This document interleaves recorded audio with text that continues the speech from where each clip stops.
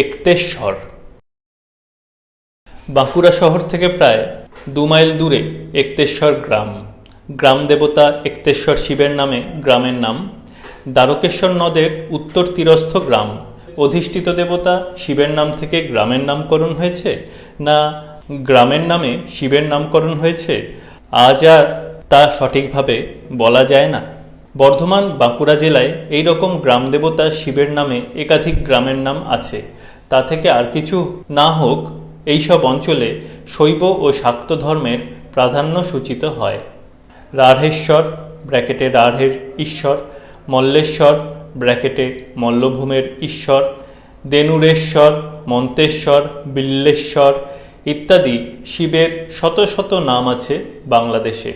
শিব নেই ও শিব মন্দির নেই এমন গ্রাম বাংলাদেশে খুব অল্পই আছে। গ্রাম দেবতা বা গ্রামের অধিষ্ঠিত ঈশ্বর বলে গ্রামের নামে তার নাম এবং নামেরও সেই জন্য অন্ত নেই। বাংলার শিব আজ আর কেবল শৈব ও শাক্তদের দেবতা নন। শৈব, শাক্ত, বৈষ্ণব সর্বধর্মাচারী ও সম্প্রদায়ের উপাস্য দেবতা তিনি। বাংলার গ্রাম দেবতা বাঙালির গৃহদেবতা। কিন্তু তাহলেও শিবের অপ্রতিদ্বন্দ্বী প্রতিপত্তি দেখে মনে হয় যেন একসময় বাংলার ঘরে ঘরে তন্ত্রোক্ত বাণী প্রতিধ্বনিত হয়ে উঠেছিল এবং বাংলার জনমন তাতে সাড়া দিয়েছিল।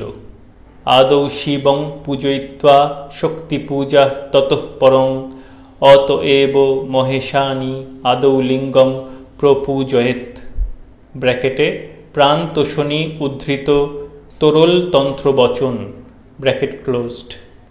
আগে শিব পূজা করবে, পরে শক্তি পূজা করবে, অতএব মহেশানি আগে শিব পূজা করবে।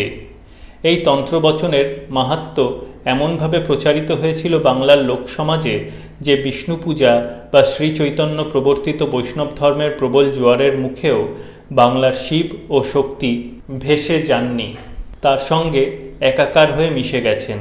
শিবের এই প্রচণ্ড শক্তির উৎস কোথায়, বিশেষ করে বাংলার শিবের, তা গভীরভাবে অনুধাবন করা উচিত। শিবমূর্তি বাংলাদেশে আছে, তার চমৎকার বর্ণনাও আছে প্রাচীন বাংলা সাহিত্যে। বাংলার জনসাধারণের মানবিক মূর্তির সঙ্গে বাংলার গণদেবতার দেবমূর্তির কোনো পার্থক্য নেই।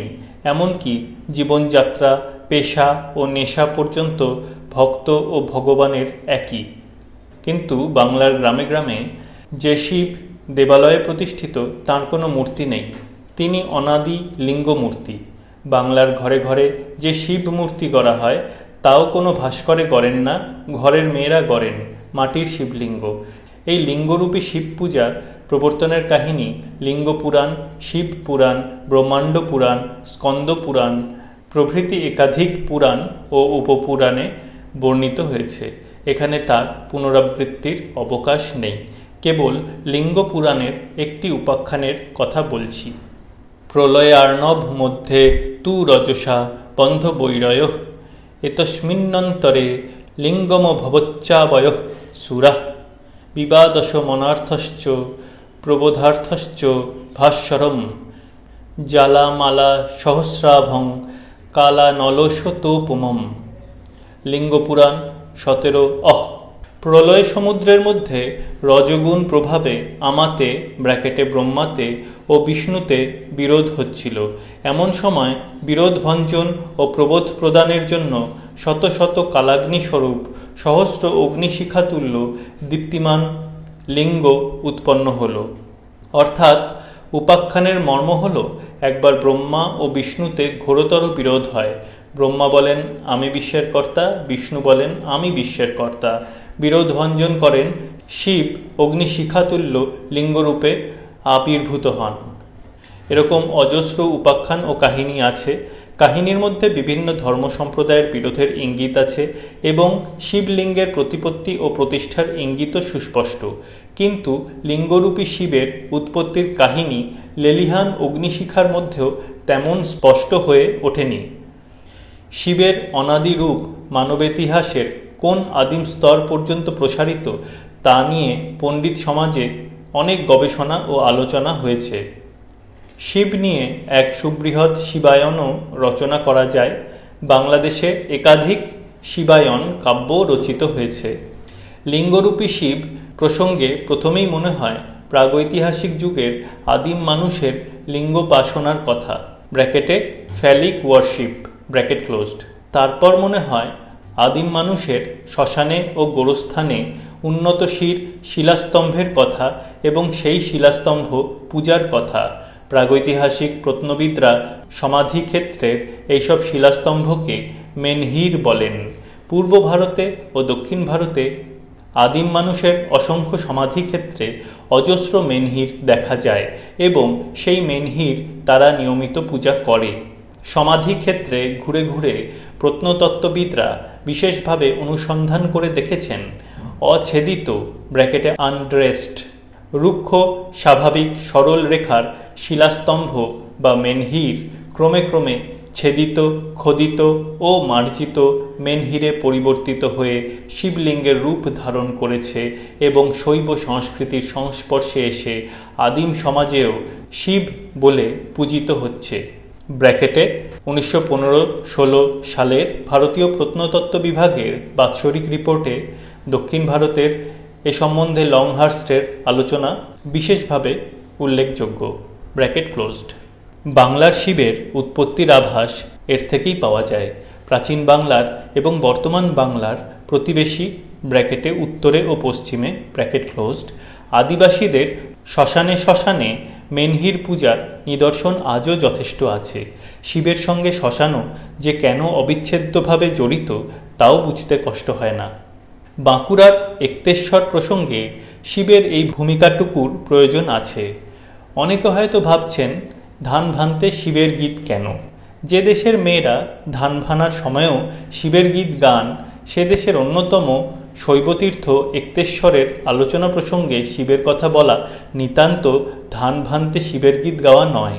এক্তেশ্বর যাওয়ার আগে বাঁকুড়া শহরে শ্রীযুক্ত যোগেশচন্দ্র রায় বিদ্যানিধি মহাশয়ের সঙ্গে দেখা করে অন্যান্য নানা বিষয়ের আলোচনার সময় এক্তেশ্বর সম্পর্কেও আলোচনা করেছিলাম।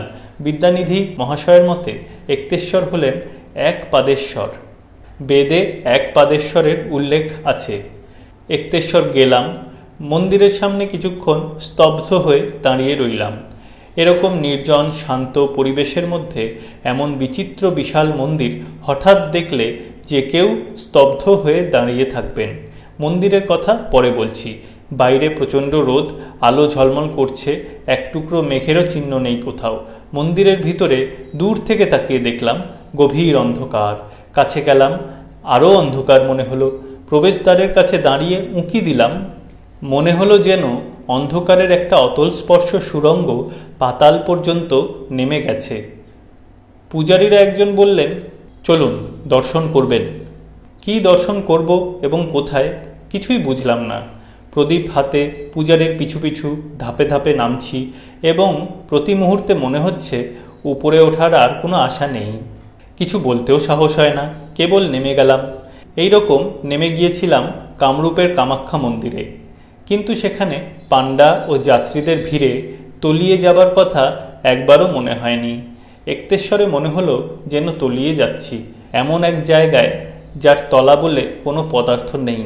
হঠাৎ পূজারী বললেন, বসুন এখানে। কোথায় বসবো?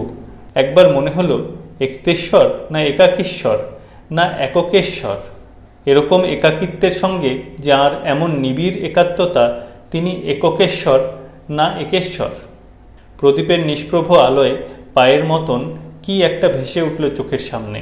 পাষাণের পা। লিঙ্গমূর্তির বদলে পা না উপরে পা স্পষ্ট বোঝা গেল না। শিবের বা রুদ্রের মূর্তি বৈচিত্র্যের অন্ত নেই। বিভিন্ন শাস্ত্রে নানা রকম রুদ্রমূর্তির বর্ণনা দেওয়া আছে। বিশ্বকর্মশিল্পী ও রূপমণ্ডনে বিভিন্ন রুদ্রমূর্তির পরিচয় আছে। তার মধ্যে বিরূপাক্ষ, রেবত, হর, বহুরূপ, ত্রম্বক, সুরেশ্বর, জয়ন্ত, অপরাজিত প্রভৃতি রূপের সঙ্গে রুদ্রের একপাদ রূপেরও বর্ণনা আছে। একপাদের বাম হাতে খট্টাঙ্গ, বাণ, চক্র, ডমরু, মুদ্গর, বরদ, অক্ষমালা ও শূল। ডান হাতে ধনু, ঘণ্ট, কপাল, কৌমুদী, তর্জনী, ঘট, পরশু ও চক্র, ব্র্যাকেটে শক্তি, প্রশ্নবোধক।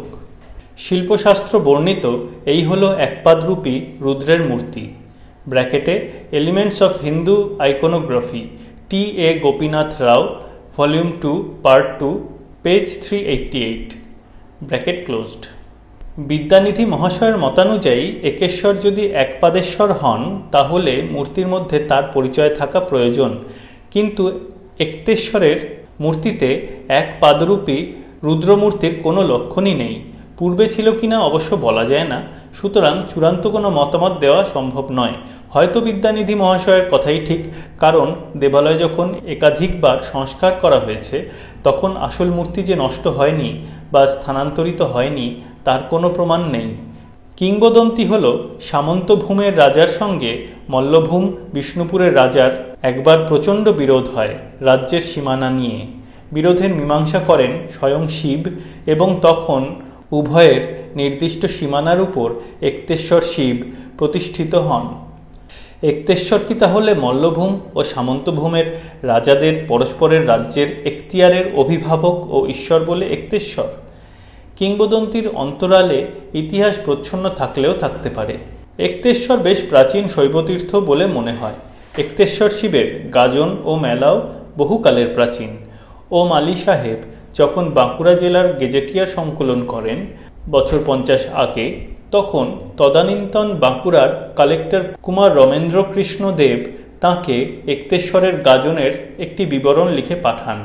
বিবরণটি প্রত্যক্ষদর্শীর বিবরণ। 50 বছর আগেও একতেশ্বরে মহাসমারোহে শিবের গাজন ও মেলা হতো।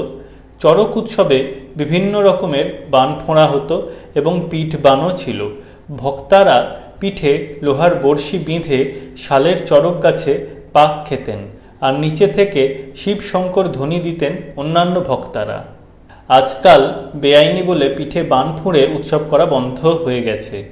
আরেকটি বিচিত্র উৎসবের কথা রমেন্দ্রকৃষ্ণ উল্লেখ করেছেন। গাজনের দিন রাতে জ্বলন্ত চিতার মতন আগুন জ্বালিয়ে ভক্তারা উৎসব করত একতেশ্বরে। উৎসবের নাম সতীদাহ উৎসব। সতীদাহের প্রচলন যে একসময় কি ব্যাপকভাবে হয়েছিল এ অঞ্চলে তা গাজনের উৎসবের সঙ্গে সতীদাহ উৎসবের এই অনুকরণ ও অভিনয় দেখেই বোঝা যায়। বিচিত্র সংস্কৃতি সংমিশ্রণের নিদর্শন। একতেশ্বরের মন্দিরটি সবচেয়ে বিস্ময়কর। বাংলাদেশে ঠিক এই ধরনের মন্দির আর দ্বিতীয়টি আছে কিনা আমার জানা নেই, মনে হয় নেই। 1872 থেকে 73 সালের প্রত্নতত্ত্ব বিভাগের রিপোর্টে বেগলার সাহেব একতেশ্বর মন্দির সম্পর্কে মন্তব্য করেছেন, "The temple is remarkable in its way. The moldings of the basement are the boldest and finest of any I have seen, though quite plain. The temple was built of laterite."